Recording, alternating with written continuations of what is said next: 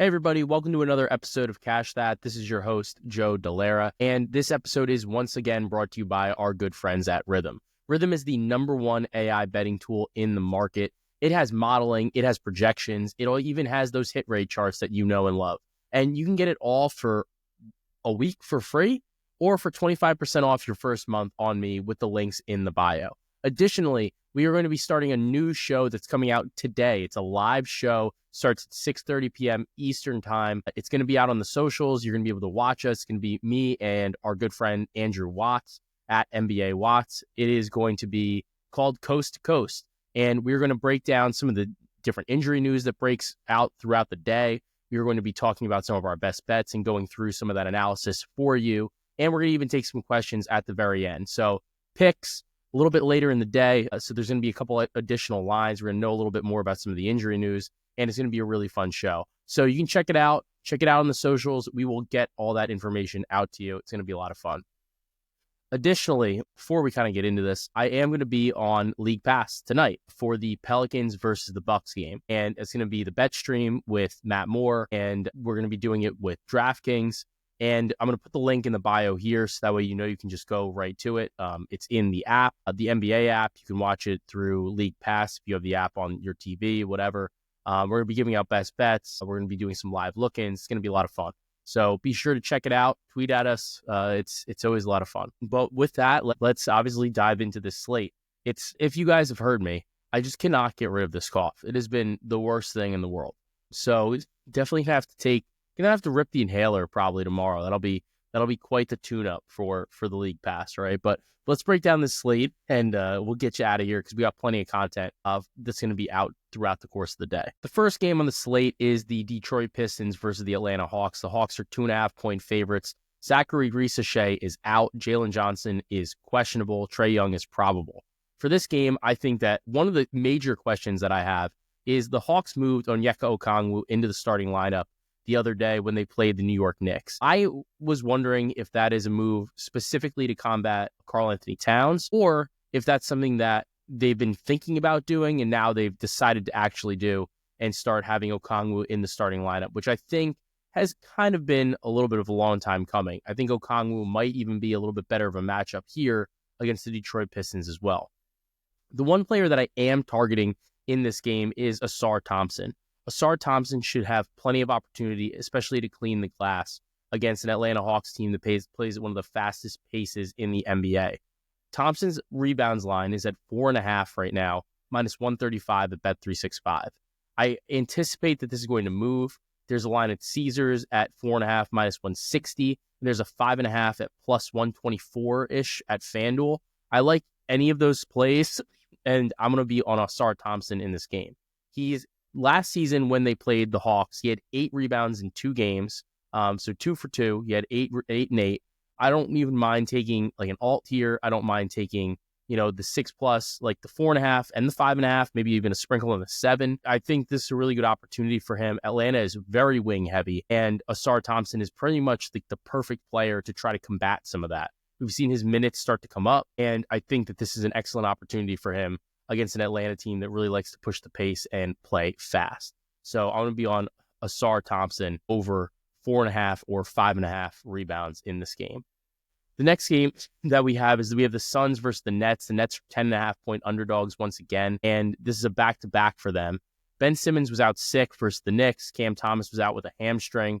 So we definitely are going to have to keep an eye on that injury report. Additionally, Trendon Watford missed. For the Suns, no Yusuf Nurkic, and Bradley Beal is questionable once again. We don't have any player props out at the time of this recording for this game. Beal, the rumors are starting to heat up a little bit more as the Jimmy Butler stuff is heating up on who is going to be in, who's going to be out, or are people going to get traded, whatever. The Suns obviously made that move today where they basically traded their 2031 pick for 3 kind of shitty first round picks, but they got 3 now. So it does open up a little bit more flexibility. It does give them some more things that they can trade. And it's a swing for them, and they're really, really mortgaging their future. And at the same time, you have Utah who is saying that 2031 pick might be really, really valuable. We want that. So I'm curious to see exactly how this shakes out, but I do think this is one more step in greasing the wheels to get a Jimmy Butler trade done to Phoenix. If Bradley Beal does not play, we're going to probably be looking once again at Tyus Jones' assists. His assist rate just skyrockets without Bradley Beal, and this is a pretty soft match against the Brooklyn Nets. Additionally, Nick Smith, we were on him last game. He kind of laid an egg. It was a very tough matchup, though, against the Cleveland Cavaliers. I'm curious to see what his lines are at. Double-double. He had a double-double in 31 minutes versus Claxton last March. I do think there's another opportunity where he could do that once again. So I'm going to be waiting and trying to see where exactly those lines are. Additionally, Kevin Durant just kind of gets up for these games against the Nets. Last 3 games against Brooklyn, really since he's been traded, 27, 33, and 30 points. So keep an eye out for Kevin Durant, see where those props are. I feel like this is a good game potentially to kind of create an SGP. There's a lot of potential here for guys being out, a lot of upside here that we can try to capitalize on. I'm very interested in this game. The next game that we're looking at is the Timberwolves versus the Mavericks. The Mavericks are 2.5-point underdogs. For the injury report, Jaden Hardy is out. Najee Marshall is questionable with an illness. Quentin Grimes is questionable due to his back. And Klay Thompson is also questionable due to his ankle. Dante DiVincenzo is out for the Minnesota Timberwolves. I tend to lean the Wolves here. I think that Dallas has a number of different issues in terms of their injuries, and I think that this is a pretty good matchup for Anthony Edwards. I like the spot for him. I also think that Gobert, he has struggled a little bit in terms of rebounding the basketball lately. However, with Ant being a little bit hot, like running a little bit hot lately, and he, over his last 5 games, he scored 41, 28, 36, 28, 32. I struggle to see exactly who on Dallas is going to be able to defend him, and I like the opportunity for him here. 26.5 points is a little bit high for me in terms of what I want to take for Ant. However, it's definitely a look if that's kind of the way that you wanted to go, or if you wanted an Ant prop for this game. I do think it's going to be a tight game.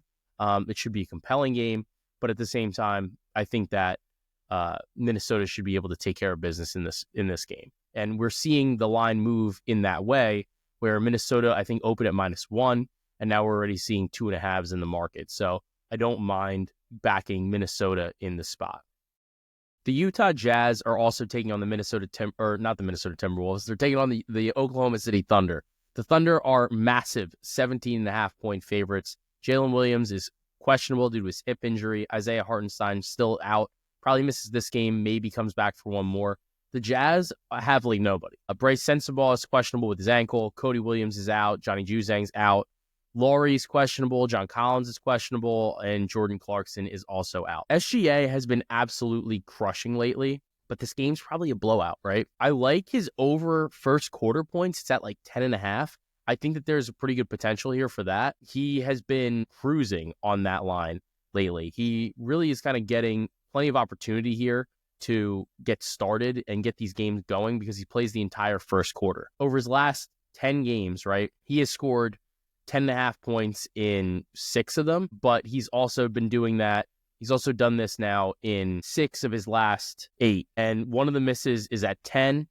He's had a couple games at 8. The biggest thing, though, is, like I said, he's playing the entire first quarter. On the season, when Shea plays the entire first quarter, he is hitting this at a 43% clip. A lot of the misses are really at the beginning of the season, even then. So he's kind of tuned it up a little bit more lately. He's getting started. He's getting into a little bit more of a rhythm. Utah doesn't necessarily play at like the fastest pace in the league, but their defense is just absolutely abysmal. So I do think that there's plenty of opportunity for Shea to get this game started. My hesitation, I have 2 different concerns. Number one, if J-Dub doesn't play, I don't think it really changes their rotation too much to the point where Shea isn't going to play the entire first quarter, but it does mean that there's obviously going to be a little bit more defensive attention on Shea. Additionally, for the 17.5, I have concerns like in terms of betting him for a full game prop. I don't mind his 31.5. It's something I was looking at, but I just really have some hesitations and reservations betting on him in this type of game with this type of blowout potential. For Shea, the reason that I'm saying this is he's at 31.5. He's hit this in 49% of games. He's always like living right around this number. The concern is that in wins, it stays about the same. Wins by 10 or more, only hitting in 39%, and even in games of 15 or more, 40%. So we're not really seeing a strong correlation of him exceeding this line with Oklahoma City winning basketball games. He's actually done a little bit better in losses overall. He's hitting it in 3 of 6 games for when they've lost games. So he's consistent.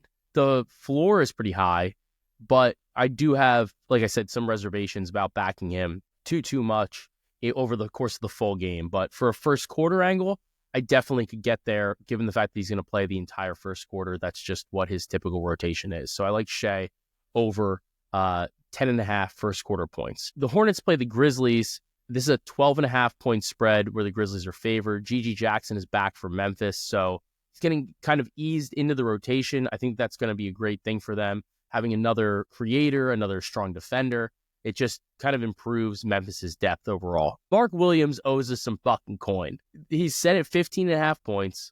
Again, we bet on him last game, and he picked up 4 fouls in the first half and barely played. He then ripped off a bunch of points in the second half, but he couldn't get to the 15.5 because, he was a little bit behind the 8 ball. 15.5 points is just, I just think it's too low. He still took a ton of shots in that game. So I'm already seeing this. I think it's going to wind up moving to 16.5 like it did last time. Again, if it's a lot of times when you look at some of these combo props or some of these player props, when one prop gets steamed like instantly because we give it out, we send it through our channels, whatever. What happens is sometimes the baseline prop for this moves. So for Mark Williams, say 15.5, I think it's going to move. If you go to look and across the market, it's moves from 15.5 to 16.5. You should always then, especially for Mark Williams in particular, I'm saying this. He basically has 1 assist in every game this season. He's got 1 assist in, let's see. He has 1 assist in 16 of 17 games this season. So, and he's averaging 2.2. If you see a Mark Williams spot, whether it's points or PR or like whatever, and you can add assists, and it only is costing you 1 stat, you should do so. So sometimes when we bet on these props, like I said, we move them right away. And as a result of that, a lot of it's back-end algorithm based, right?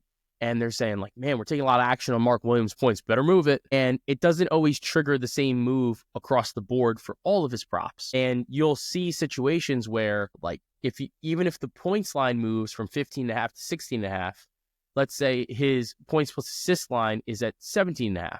So currently, like right now, I'm looking at the board and I see FanDuel has 16.5, it's plus money. And then they don't have points plus assists listed, but like Caesars, for example, Caesars has 15.5, but Caesars has 17.5 for points plus assists. So let's just pretend that these are the same books, right? If I had the option to pick between the 16.5 or the 17.5 points plus assists, I would go to the 17.5 because I'm basically getting like a second out kind of for free with upside in another stat because of Mark Williams is like the fact that he has such a high floor on the 1. And this can apply for a couple different things. Like if you had a player that basically gets 3 rebounds every single game, and they also have spikes where you're saying like, I don't mind his rebounds in this matchup, but I do think that there's some upside here. Then I think that kind of gives you a little bit more flexibility when you're looking for some of these props. So that's kind of my way of saying, like, we give out these lines, and I talked about this last week. We give out these lines. We basically always are getting CLV on the lines because when we give them out, the line is going to move based on the action that we're eliciting with the fact that people are tailing us, like whatever. This is another way to sometimes get a similar line to what we played, even if you miss out on the original line with like the original juice that we took. So obviously for me, if I had 15.5 points versus 17.5 points plus assists, I'm looking at it and I'm saying, well, there is some upside, obviously, for him to get 2 assists and then more. But he's getting 2 assists in 12 of 17 games, so that's fine. That's fine. But the problem is for me then, overall, the course of the season, he's getting 3+ in only 6 of 17. So the upside swing for me to go from 15.5 to 17.5 isn't enough. But if I was going from 16.5 to 17.5, it's enough because it's only one stat. So it's changing what like the baseline that I'm looking for is. So that's the way that I look at some of these in terms of what when I'm betting combo props versus when I'm just betting on a single stat. Well, the only other time that I'll bet a combo prop is sometimes I'll bet rebounds plus assists. The reason I do that is I think that rebounds especially are they're not like a usage stat, but they're like a minute stat. And if you're playing a lot of minutes, you're probably going to fall into a certain amount of rebounds. You're also going to pick up some assists, especially if you're not a primary scorer, but now all of a sudden you're kind of getting elevated into playing with other better scorers. Not only are you going to have better players or better scorers that you're going to be passing the ball to, but they're also going to be taking precedence in the pecking order offensively. So if you're somebody that plays with the second unit, and let's say you're the number one option, or the number two option with the second unit, you're probably like the fourth option with the starters. So you're going to have more opportunities for assists that you maybe didn't have before. Besides the minutes boost, it's not just like a straight minutes boost. It's like a little bit of a pivot because your role is a little bit different and the players you're playing with are different as well. The Cavaliers are also playing the Rockets. The Rockets are +2 home underdogs in the spot. Karis LeVert is questionable. Evan Mobley is out for the Cavaliers.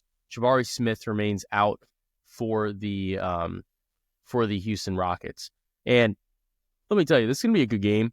I think that these teams are almost like mirrors of each other in a way. I think that Cleveland has a little bit more upside in terms of their upper level talent, obviously. However, I also think that Houston and Cleveland have similar caps almost in terms of how good I think they could ever be. I think that Cleveland has kind of passed that. You have a guy like Donovan Mitchell. You're having Evan Mobley kind of develop, who's obviously not going to play today. But for the Rockets, we're seeing a little bit of this from Jalen Green, but it has not been extremely consistent, or so to speak.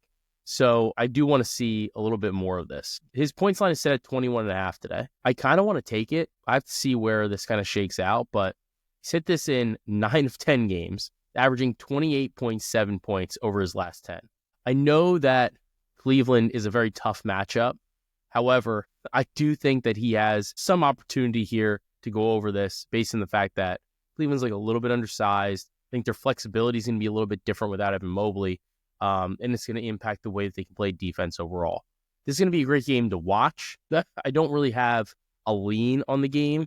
I think it's going to be close. I think it's going to be a tightly contested game. I don't mind playing some props here, but right now I got nothing on this game. The only thing that I would look at is maybe Jalen Green or Donovan Mitchell's points line's a little bit high at 26.5 because he just had 3 out of 4 good games. It's a little bit tougher. So that's kind of where I would look. Normally I would look at a Jared Allen prop, but Şengün has been a little bit difficult for him to kind of handle. He maybe 4.5 assists for Şengün in this spot. He's hit this in really 6 of his last 7 games, and he's got 4+ in 8 of his last 10. I think that given Jared Allen on the interior, that could be an angle for if you want to back Houston is Şengün over 4.5 assists. Looking at the Bucks and the Pelicans, the Pelicans are 8-point underdogs. I lean New Orleans here, especially at the number. Middleton and Giannis are both probable. AJ Green's out. DeJounte is probable. Zion and Yves Missi are both questionable with illness. The play that I like the most in this game, though, is I really like Giannis Antetokounmpo over 30.5 points. I fully expect this line to move for 30.5. He's averaging 30.5 points, 31.5 points this season. Sit this in 20 of 35 games. But when we look at his history against the Pelicans are a little bit differently constructed this year. Obviously with a rookie in Yves Missi at playing the center position, and then he might not even play. Zion might not play either. Over his last 5 games, he's had 30+ against the Pelicans over the past couple of seasons. I don't really even think that that's super relevant, but it obviously does show some scheme things, whatever. This is just a spot where I think Giannis is going to be able to drive to the paint and get whatever he wants. So 30.5 in a game that I lean the Pelicans, so I think it's going to be a little bit of a closer game. I like over 30.5 points for Giannis. I think that he's going to be able to get whatever he wants at the rim in this matchup. Looking at the next game, I'm going to save a little bit more for that, talk about it on Coast to Coast, and then obviously on the bet stream. So don't want to give it all away. The Warriors are playing the Kings. Draymond's out. He's going to miss at least 4 games. Kuminga is also out, along with Podziemski and Kyle Anderson. I think that if you look at Golden State, you have to look at Andrew Wiggins. Wiggins' points line's at about 15.5, 16.5. I think that if there wasn't a blowout last game, maybe he hits this. But I do think it's a good opportunity for him against the Kings to go over 15.5 points. He does tend to see a little bit of an uptick without Draymond, without Kuminga. Now they're both out. So as long as the Warriors can keep it close, obviously, then Wiggins should be in a good spot to score. The other spot that I like is I think Sabonis is going to probably have a pretty good game. His rebounds have been a little bit odd against the Warriors. They haven't been as good. 16.5 rebounds is also really high. Like I couldn't talk you off and under on 16.5 rebounds for Sabonis here. And for De'Aaron Fox, I like over 23.5 points. He's hit this in 8 of 10 against the Warriors. It's obviously a little bit different now because you have DeMar DeRozan, but it is a slight buy low after going under this in 3 straight games. So De'Aaron Fox over 23.5 points. I like that prop for him on this Wednesday slate. Then looking at the final game, we have the Celtics versus the Clippers. The Clippers are 9-point dogs. I generally lean Celtics here. Al Horford's questionable. Drew Holiday's questionable. Kawhi is out. Zubac is out. But Batum, Chris Dunn, Norman Powell, and James Harden are all questionable for the Clippers. So this game could really kind of get out of hand quickly. I will be looking for maybe some Derek Jones Jr. props. I have to see where that comes out. I'm particularly interested in Kristaps Porzingis against this team without Zubac playing. So that's definitely a spot that I'm going to be looking for. I'm writing the game guide for the Action Network, so you're going to be able to read that and get all of my little bit more in-depth analysis in my writing there. I want to touch on the Thursday slate briefly because we have the Paris game. It's the Spurs versus the Pacers in Paris, and I am going to want Victor Wembanyama for everything. He should honestly smash in this game. He obviously, is French. I think there's a little bit of that connection there. He hasn't played them since last season. Played them twice. First game, he only played 21 minutes, 13 points, 10 rebounds. Second game, he played 31 minutes in March. 31 points, 12 boards, 6 dimes. I think that he is going to smash in this spot. So I'm going to be looking at points. I'm going to be looking at rebounds. I'm going to be looking at PRA. I think this is an excellent matchup for him regardless. Centers have been performing very, very well against the Indiana Pacers. They're a little bit undersized with Miles Turner kind of playing the 5. And I think this is a fantastic matchup for him, let alone the narrative of him playing back in France, getting that home crowd around him. I think this is going to be an excellent spot for Victor. And if you want to take the turnovers, I don't mind that because you know me, I always like to play the turnovers as well. So we'll have to see where those lines come out. But I think that they are going to struggle to set a line high enough that I'm not going to take it for Victor in the spot against the Indiana Pacers. Now, I wanted to touch on one other thing before we get to pods and racks. We're starting to really kind of hit that slop season in terms of the reporting, given the trade deadline, given some of the moves that could happen, and given some of the, the instability within certain teams like infrastructure, right? We're getting guys getting ruled out late due to illness. We're getting guys ruled out due to like personal reasons. We're going to see some trades now that people are more eligible to be traded. And it's definitely going to be something to kind of keep an eye on. The biggest thing that we can do is try to not only project who is going to move, but how does that impact some of the rotations? So like I talked about Tyus Jones earlier in the show, he's somebody that's there. Just talked about, Andrew Wiggins without Draymond, without Kuminga. There are also going to be some spots where if, let's say, you're playing fantasy or something like that, you're going to be able to pick up some guys that might make a little bit more sense. Like if you look at Miami, Kel'el Ware is getting a lot more run right now, or Jovic is getting a lot more run right now. And some of those guys, some of those options are, how do you put this? They're going to have potential to see significantly different amounts of playing time moving forward. I also want to caution people when you're looking at like hit rate charts in particular right now, because of all these people being out or in or people getting traded, whatever, a lot of the hit rate data, when you say like this person's hit this in X amount of games over their last 10, like it sounds good. I think that, you could use it for your content because like you need to type up words, like whatever. But it's not always the most relevant. So I really, really caution people when they're saying, so-and-so's hit this in like 50 of their last 53 games, whatever. It can still hit, but the underlying analysis doesn't always make sense when they're in a completely different role. They have a completely different situation. They're on a new team. Like there's somebody got traded to the team. So I got traded away from the team. There are just so many different factors that you need to consider besides just, well, this guy's hit this in 8 of his last 10 games. It doesn't work that way.